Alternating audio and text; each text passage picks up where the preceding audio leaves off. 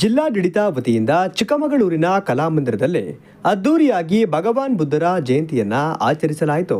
ಶಾಸಕ ಎಚ್.ಡಿ. ತಮ್ಮಯ್ಯ ಅವರು ದೀಪ ಬೆಳಗುವುದರ ಮೂಲಕ ಉದ್ಘಾಟಿಸಿ ಬುದ್ಧರ ಭಾವಚಿತ್ರಕ್ಕೆ ಪುಷ್ಪ ನಮನ ಸಲ್ಲಿಸಿ ಚಾಲನೆ ನೀಡಿದರು.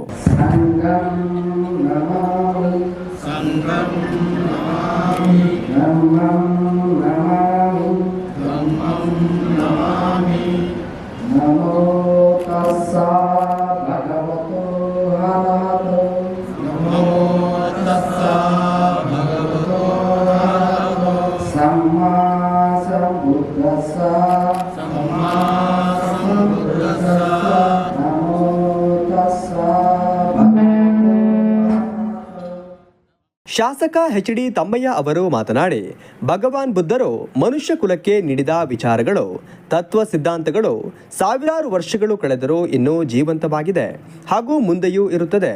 ದುಃಖ ದುಮ್ಮಾನಗಳಿಗೆ, ಕಷ್ಟಗಳಿಗೆ ಮುಕ್ತಿ ದೊರೆಯುವ ಮಾರ್ಗವನ್ನು ಮಾನವ ಕುಲಕ್ಕೆ ತೋರಿಸಿಕೊಟ್ಟವರು ಭಗವಾನ್ ಬುದ್ಧರು.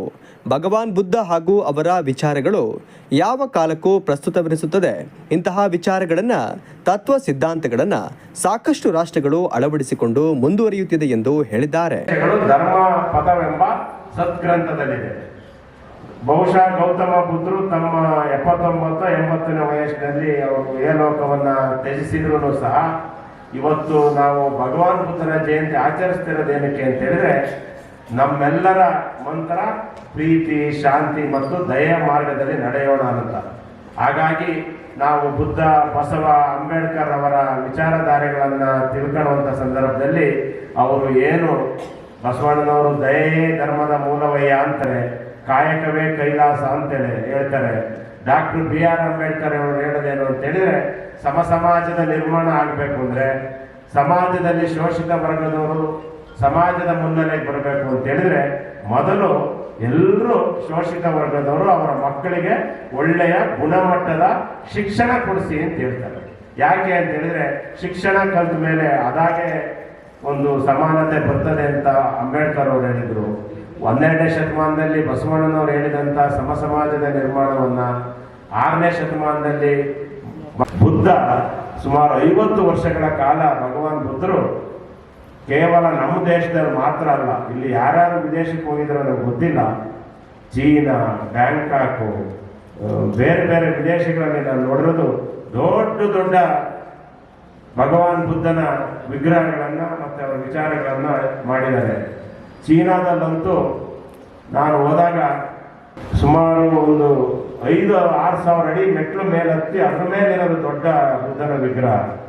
ಹಾಗಾಗಿ ಅವರ ವಿಗ್ರಹಕ್ಕೆ ಮಾತ್ರ ಅಲ್ಲ, ಅವರ ವಿಚಾರಧಾರೆಗಳಿಗೆ ಶಕ್ತಿ ಇದೆ ಅಂತ ಈ ಸಂದರ್ಭದಲ್ಲಿ ಹೇಳ್ತಾ, ನಾವು ನೀವೆಲ್ಲ ಅವರ ವಿಚಾರಧಾರೆಗಳನ್ನ ನಮ್ಮ ಮುಂದಿನ ಯುವ ಪೀಳಿಗೆಗಳಿಗೆ ತಿಳಿಸೋದ್ರ ಮುಖಾಂತರ ಅವರ ವಿಚಾರಧಾರೆಗಳನ್ನು ಉಳಿಸಿ ಬೆಳೆಸೋಣ ಅಂತ ಹೇಳ್ತಾ ಈ ಕಾರ್ಯಕ್ರಮ ತುಂಬಾ ಯಶಸ್ವಿಯಾಗಿ ನಮ್ಮ ಜಿಲ್ಲಾಡಳಿತ ಮಾಡಿದ್ದಾರೆ. ಪರಿಸರ ಮಾಲಿನ್ಯ ನಿಯಂತ್ರಣ ಸಮಿತಿ ಅಧ್ಯಕ್ಷರಾದ ಎನ್ ಮಹೇಶ್ ಅವರು ಮಾತನಾಡಿ, ಇತ್ತೀಚಿನ ದಿನಗಳಲ್ಲಿ ಯುವಕರು ದುಶ್ಚಟಗಳಿಗೆ ದಾಸರಾಗಿ ಜೀವನವನ್ನ ಹಾಳು ಮಾಡಿಕೊಳ್ಳುತ್ತಿದ್ದಾರೆ. ಈ ಹಿನ್ನೆಲೆಯಲ್ಲಿ ಪ್ರತಿಯೊಬ್ಬರು ಭಗವಾನ್ ಬುದ್ಧರ ತತ್ವ ಸಿದ್ಧಾಂತಗಳನ್ನ ಜೀವನದಲ್ಲಿ ಅಳವಡಿಸಿಕೊಳ್ಳಬೇಕು ಎಂದು ಹೇಳಿದ್ದಾರೆ. ಇಡೀ ನಮ್ಮ ಭಾರತಕ್ಕಷ್ಟೇ ಅಲ್ಲ, ಇಡೀ ಪ್ರಪಂಚಕ್ಕೆ ಸರಿಸುಮಾರು 2600 ವರ್ಷಗಳ ಹಿಂದೆ 6ನೇ ಶತಮಾನದಲ್ಲಿ ಇತಿಹಾಸ ಎಷ್ಟು ಪ್ರಬುದ್ಧವಾಗಿದೆ ಅಂತಂದ್ರೆ, ಈ ಇತಿಹಾಸದ ಗರ್ಭದೊಳಗೆ ಒಬ್ಬ ಶಾಂತಿ ದೂತ, ಅಹಿಂಸೆಯ ಪ್ರತಿಪಾದಕ, ಸತ್ಯದ ಅನ್ವೇಷಕ, ಒಬ್ಬ ದಾರ್ಶನಿಕ ಮಾನವ ರೂಪದಲ್ಲಿ ಈ ನೆಲದ ಮೇಲೆ ನಡೆದಾಡಿದ ಅಂತಕ್ಕಂಥದ್ದೇ ಒಂದು ಸೂಜಿಗ ಇಡೀ ಪ್ರಪಂಚದಾದ್ಯಂತ ನಾವು ಸ್ಮರಿಸ್ತಿದ್ದೇವೆ. ಆತ ಹಾಕಿಕೊಟ್ಟಂತ ಮಾರ್ಗ, ಮಾಡಿದಂಥ ಧರ್ಮ ಸಂಸ್ಥಾಪನೆ, ಅದು ಬರೀ ಧರ್ಮ ಸಂಸ್ಥಾಪನೆ ಅಲ್ಲ, ಇಡೀ ಪ್ರಪಂಚಕ್ಕೆ ಒಂದು ಜೀವನ ಕ್ರಮವನ್ನ ನಮ್ಮ ಮುಂದೆ ಬಿಟ್ಟು ಹೋಗಿದ್ದಾರೆ. ಯಾವ ಪ್ರಪಂಚ ಅನುಸರಿಸಬೇಕು ಶಾಂತಿಯನ್ನ, ಆ ಮಾರ್ಗವನ್ನ ಹೇಳ್ಕೊಟ್ಟು ಹೋಗಿದ್ದಾರೆ. ಧರ್ಮದ ಪ್ರಕಾರ ಯಾವ ರೀತಿ ಬದುಕಬೇಕು, ಮಾನವೀಯ ಮೌಲ್ಯಗಳನ್ನ ಯಾವ ರೀತಿ ನಾವು ಇಟ್ಕೊಂಡು ಬದುಕಬೇಕು ಅಂತಂದನ್ನ ಹೇಳ್ಕೊಟ್ಟು ಹೋಗಿದ್ದಾರೆ. ಒಬ್ಬ ಸಾಮಾನ್ಯ ಮನುಷ್ಯನಲ್ಲ, ಒಬ್ಬ ರಾಜನಾಗಿ ರಾಜನ ಮಗನಾಗಿ ರಾಜನಾಗಿ ಇವತ್ತು ನೋಡ್ತೇವೆ ನಾವು ಎಲ್ಲರೂ ಕೂಡ ಪದವಿಯ ಹಿಂದೆ ನಾವು ಓಡ್ತಾ ಇರ್ತೇವೆ. ಆದರೆ ಪದವಿಯನ್ನ ತ್ಯಜಿಸಿ ಸನ್ಯಾಸತ್ವವನ್ನು ಸ್ವೀಕರಿಸಿ ಇದೇ ಮಾನವೀಯ ಮೌಲ್ಯ ಅಂತಕ್ಕಂಥದ್ದನ್ನ ಜಗತ್ತಿಗೆ ಸಾರದಂತ ಶಾಂತಿ ದೂತ ಭಗವಾನ್ ಬುದ್ಧ. ಭಾರತೀಯ ಬೌದ್ಧ ಮಹಾಸಭಾ ಜಿಲ್ಲಾಧ್ಯಕ್ಷರಾದ ಅನಿಲ್ ಕುಮಾರ್ ಅವರು ಮಾತನಾಡಿ, ಭಗವಾನ್ ಬುದ್ಧರ ತತ್ವ ಸಿದ್ಧಾಂತಗಳನ್ನು ಜೀವನದಲ್ಲಿ ಅಳವಡಿಸಿಕೊಂಡಾಗ ಮಾತ್ರ ಶಾಂತಿ ನೆಲೆಸಲು ಸಾಧ್ಯವಾಗುತ್ತದೆ. ಭಗವಾನ್ ಬುದ್ಧರು ಜಗತ್ತಿಗೆ ಬೆಳಕು ನೀಡಿದವರು. ಅವರ ಜಯಂತಿಯನ್ನ ಜಿಲ್ಲಾಡಳಿತ ಸಂಭ್ರಮದಿಂದ ಆಚರಣೆ ಮಾಡುತ್ತಿರುವುದು ಸಂತೋಷದ ಸಂಗತಿ ಎಂದರು. ಬುದ್ಧನ ತತ್ವಗಳು, ಬುದ್ಧನ ಆಚರಣೆಗಳು ಮತ್ತು ಬೌದ್ಧ ಧರ್ಮ ಪರಿಪಾಲಕರಿದ್ದೀವಿ. ನಮಗೂ ಕೂಡ ಈಗ ಹಾಸನ್ನು, ಮೈಸೂರು, ಮಂಡ್ಯ, ಬ್ಯಾಂಗ್ಳೂರು ಎಲ್ಲ ಕಡೆ ಇದೆ. ಇಲ್ಲೂ ಕೂಡ ಬುದ್ಧ ವಿಹಾರ ಆಗಬೇಕು ಅಂತ ಕನಸಿತ್ತು.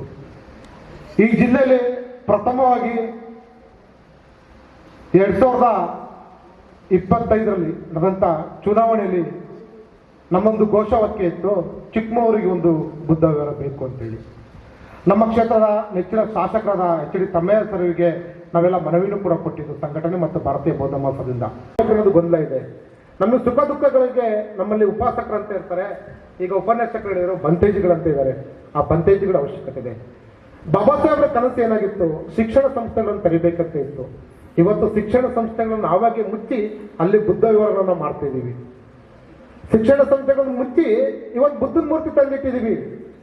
ಗುಡಿಗುಂಬಾರಗಳನ್ನ ತೆಗೆದಾಕಿ ಗ್ರಂಥಾಲಯ ಕೊಡಿ ಅಂತ ಹೇಳಿದ ಬಾಬಾ ಸಾಹೇಬ್ರನ್ನ ಇವತ್ತು ನಾವು ಅಂಬೇಡ್ಕರ್ ಶಾಲೆ ಮುಚ್ಚಿ ಬುದ್ಧನ ಕೂರಿಸಿದ್ದೀವಿ. ಅವೆಲ್ಲ ಬದಲಾಗಬೇಕಾಗಿದೆ. ಬುದ್ಧ ವಿವರಣೆ ಆದರೆ ನಾವು ಬುದ್ಧನ ತಂದು ಅದೇ ವಿಹಾರದಲ್ಲಿ ನಾವು ಕೂರಿಸಿ ಕಾರ್ಯಚಟುವಟಿಕೆ ನಡೆಸಬೇಕಾಗಿದೆ. ಇವತ್ತೆಲ್ಲೆಲ್ಲೋ ಕಾರ್ಯಕ್ರಮಗಳನ್ನ ಮಾಡ್ತಿದ್ದೀವಿ.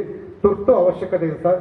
ಹಾಗಾಗಿ ನಾವು ಭಾರತೀಯ ಬೌದ್ಧ ಮಹಾಸಭೆಯಿಂದ ಇವತ್ತೇನು ನಮ್ಮ ಕೋರಿಕೆಯನ್ನು ಈಡೇರಿಸಿ ಪಾಡಿ ಬಂದಿದೆ.